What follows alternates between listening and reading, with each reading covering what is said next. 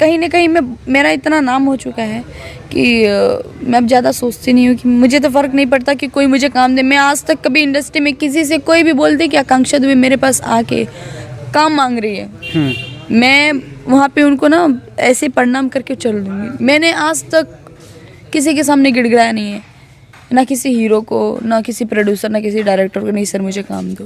उन्होंने बोला madam audition लेंगी, तो मैंने बोला ऑडिशन लेंगी, ये क्या होता है? अच्छा, मतलब आपको शुरुआती दौर में ऑडिशन होता क्या ये भी नहीं मालूम? वो भी नहीं मालूम, मुझे एक्टिंग का ए तक नहीं पता था। तो अच्छा। मैंने वहाँ पे जिन्होंने मेरा फोटो शूट किया था, मैंने उनको बोला ये क्या होता है, तो उन्होंने मुझे एक क्लिप दिखाई। बोलते क्या मैडम ये क्लिप है, आपको ऐसे इंटरव्यू देने पड़ेंगे, जैसे एक डायलॉग होता है उस हिसाब से आपको रिएक्शन लाना पड़ेगा, उस हिसाब का मूड लाना पड़ेगा। वो जो मैंने गाना किया था राजा तू त जवान हम लइका, मैं जब छोटी थी ना तो मेरी मम्मी ना टीवी पे सीरियल्स लगा के देखती थी और मुझे डांस वगैरह का बहुत शौक था। तो मैं स्कूल से आती थी तो मैं अपने बैग वगैरह फेंक के मैं होमवर्क भी नहीं करती थी, ना खाना खाती थी। और मैं जस्ट बाल वगैरह खोल के और गाना चालू करके और फिर मैं नाचना चालू कर देती थी। अच्छा। और फिर नाचते नाचते नाचते फिर मैंने मम्मी को एक दिन बोला मम्मी मैं हीरोइन बनूंगी। अच्छा। मैं बोलती खाने वाली काम नहीं है हीरोइन बनना। मेरी मम्मी देख लेना मैंने जो बोला है मैं वो करूंगी। अच्छा। मैं बोलती ठीक है।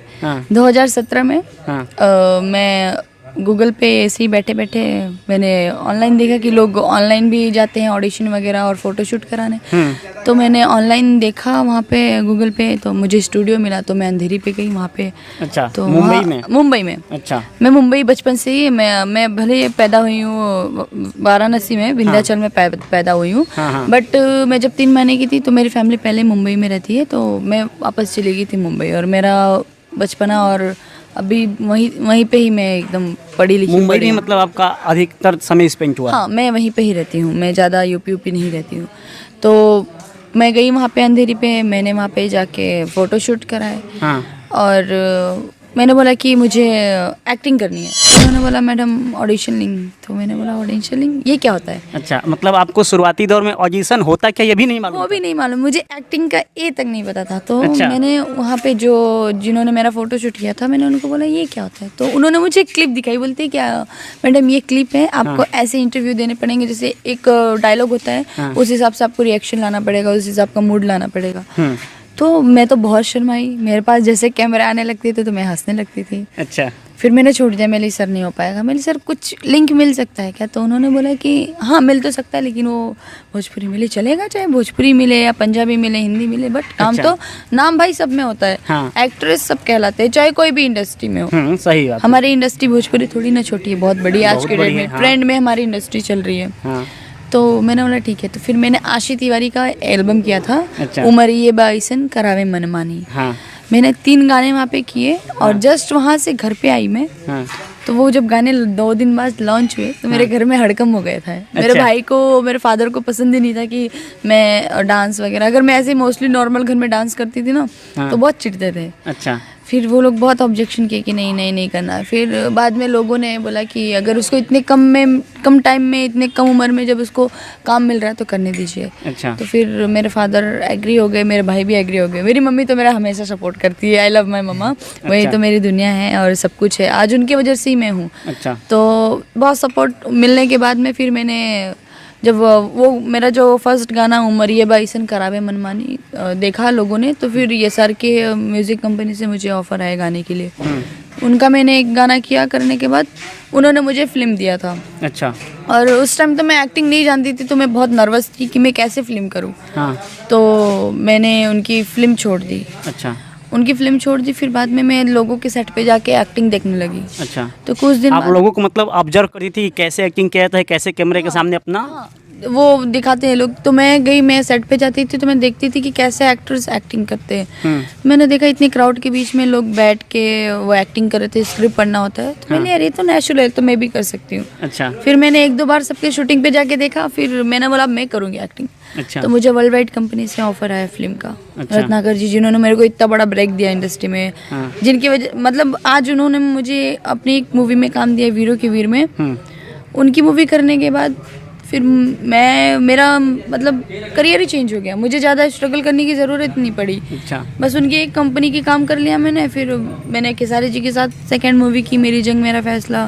फिर ऋषभ कश्यप गोलू के साथ किया मुझसे शादी करोगी। हाँ। फिर यश जी के साथ किया, चिंटू जी के साथ किया, मनोज पांडे जी के साथ किया, मतलब रितेश पांडे, मतलब जितने भी एक्टर्स हैं मोस्टली मैंने सबके साथ काम कर लिया इतने कम टाइम में। हाँ, बीच में हुआ था कि मेरा मार्केट बहुत अच्छा चल रहा था और पता नहीं अचानक से डाउन चल गया, क्या पता।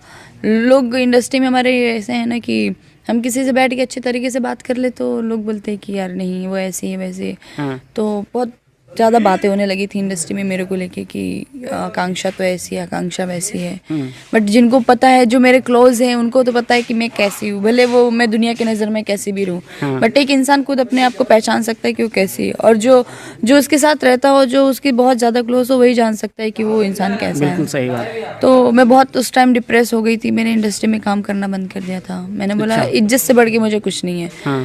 तो मैं 2018 एकदम ही अपने आप को एकदम, मतलब काम नहीं करती थी, घर में रहती थी, लोगों से बात नहीं करती थी। मतलब ऐसे लोग ने मतलब ऐसा इंडस्ट्री में बोल दिया था। अच्छा। तो बहुत रिजर्व रहती लगने लगी थी। मतलब मुझे कहीं से फिल्म के ऑफर आते थे तो मैं सीधा मना कर देती, नहीं मैं नहीं करूँगी। अच्छा। मैंने बीच में सोच लिया था यार नहीं, मैं अब शादी विधि करके सेटल हो जाती हूँ। फिर मेरे माइंड में आया जिस चीज़ के लिए मैं इतने साल से भाग रही हूँ, फिर उसी चीज को मैं छोड़ रही हूँ। छोड़ूंगी कैसे? नहीं छोड़, मैं पीठ दिखा के नहीं जा सकती, भले कोई कितना मेरे बारे में बोल ले। लड़ना तो पड़ेगा। अच्छा। अगर काम करना है तो लड़ना पड़ेगा। आज इतने बड़े बड़े एक्टर्स और एक्ट्रेस लोग, उनके बारे में भी तो लोग क्या क्या बोलते हैं। बट आज वो लोग संघर्ष करके इतना है ना, इंडस्ट्री में तो नाम बनाए। तो मैंने बोला नहीं यार, अब आकांक्षा दुबे नहीं किसी से कुछ वो करेगी। अब सीधा मुंह के बदले मुंह चलेगा, हाथ के बदले हाथ चलेगा, जो होगा वो देखा जाएगा। मतलब आपने बिल्कुल अपने मन में ठान लिया कि बाकी दुनिया हमारे बारे में क्या कमेंट करती है, क्या टिप्पणी करती है, हमको इसके बारे में थोड़ा भी नहीं सोचना है। हमको अपना काम करते रहना। हाँ, क्योंकि देखिए इंसान जब ना कीचड़ में से जब फूल जब खिलता है, जब वो साफ हो जाता है, तो उसके ऊपर ना कीचड़ उछालने के लिए लोग बहुत आते हैं। अच्छा। कीचड़ में खींचने के लिए बहुत आते हैं। तो मैंने बोला खींचने वाले मुझे बहुत मिलेंगे, बट मुझे उस कीचड़ में नहीं गिरना। मुझे फोकस करना है मेरे करियर पे कि मुझे करना क्या, मुझे बनना क्या है। मुझे इन सब चीज़ों में अपना टाइम वेस्ट नहीं करना है, ये सब चीज़ें नहीं सोचना है। एक कलाकार ना ये सब चीज़ें नहीं सोचता कि लोग उसको क्या बोलते हैं। हम ऐसे कलाकार होते हैं कि जो हम जो एक्टिंग करते हैं लोग देख के हंसते हैं, लोग खुशी होती है, लोगों के मुँह पे मुस्कुराहट आती है, मतलब जो एक फीलिंग्स होती है हम वो सब ला के देते हैं। तो मैंने ये सब छोड़ने के बाद मैंने बोला छोड़ो हटाओ। फिर मैंने लगातार फिर 2019 से मैं कंटिन्यू मूवी, एक भी दिन मेरा डेट नहीं फ्री रहता था। ये अभी भी मेरे लिए 400 एल्बम पेंडिंग है। अच्छा। और कई डायरेक्टरों का फ़ोन आया था कितनी लोगों की मूवी छोड़ दी बिकॉज ऑफ मेरे पास डेट नहीं है। आज लोग बोलते थे, इससे 1 साल की बात बोल रही हूँ, कि बड़े बड़े डायरेक्टरों ने बोला कि आकांक्षा दुबे कौन सी आर्टिस्ट है वो? अच्छा, हीरोइन है। तो मैं कुछ नहीं बोलती थी, मैं शांत रहती थी और मैं बोलती थी छोड़ो, आने वाला समय बताएगा, मुझे किसी को जवाब नहीं देना है। अच्छा। मैं शांत होकर चली जाती थी, चुप हो जाती थी, मैं कुछ नहीं। वो लोग मेरे सामने आके हाय आकांक्षा कैसी हो? जी सर बढ़िया हूँ। क्योंकि मैं जब इंसान की नीयत पहचान जाती तो उनको मैं इतना इज्जत देती हूँ ना कि उनको खुद पता चल गया होगा कि नहीं आकांक्षा तो भाई इज्जत दे रही है, इसका मतलब कुछ तो बात है कि मैंने कुछ गलत किया है। तो मैंने बहुत लोगों को इज्जत दी है, बहुत काम करती गई। अब लोग मुझे बोलते हैं अब तो तुम स्टार हो गई हो, तुम तो किसी से बात नहीं करती, चीज़ नहीं करती। मैंने नहीं सर, स्टार बनाया किसी ने? आप लोग ने बनाया ना। आप ही लोग ने बात करना बंद कराया ना, आप ही लोग ने तो सीख दिया मुझे। आज लोग, पहले मेरे साथ वही हीरो लोग ने काम किया, और आज स्टार होने के बाद में, चलिए बोलना मैं तो नाम नहीं लूँगी, वो स्टार पहले से भी हैं जो भी हैं, पहले काम किए। अब अगर आकांक्षा दुबे का रेफरेंस जा रहा है तो लोग बोलते नहीं आकांक्षा के साथ काम नहीं करना है। अच्छा। बाद में फिर मेरा हाइप देखते तो बोलते नहीं आकांक्षा के साथ काम करना है। अच्छा। तो मैं मालूम है इस इंडस्ट्री में बहुत उलझी हुई भी हूँ, और मैंने यहाँ ये घमंड रखा अपने में कि अगर मेरे अंदर कुछ होगा, मेरे अंदर टैलेंट होगा, मेरे अंदर एक गुण होगा, तो मुझे इंसान खुद पूछेंगे। आप मतलब अपने ही मेहनत करके अपने रास्ते पे आगे बढ़ती जा रही हैं। मैं अपनी मेहनत करते, अपनी मेहनत में जितनी भी मूवी पाई हूँ खुद के दम पे पाई हूँ। अपने ऐसे मैंने अपना व्यवहार बनाया है लोगों के सामने कि लोग मेरे व्यवहार पे बहुत मरते हैं। तो क्या लग रहा है आज आपको आपका मेहनत का फल मिल रहा है? बहुत मिल रहा है। और मैं तो बस अपने ऑडियंस से ये रिक्वेस्ट करूँगी, जितना प्यार उन्होंने मुझे दिया है ना, और उससे और ज़्यादा दे और मुझे और आगे बढ़ाते रहे। मुझे आज उनके वजह से ही मैं हूँ। आज मैं भले मैं काम कर रही हूँ, भले मैं सुंदर हूँ, मैं जो भी हूँ, बट वो ऑडियंस देख रही हैं कि ये आर्टिस्ट अच्छी है, ये कर रही है, वो आर्टिस्ट वो कर रही है। उनकी नज़र में एक मैं फिट हो गई ना।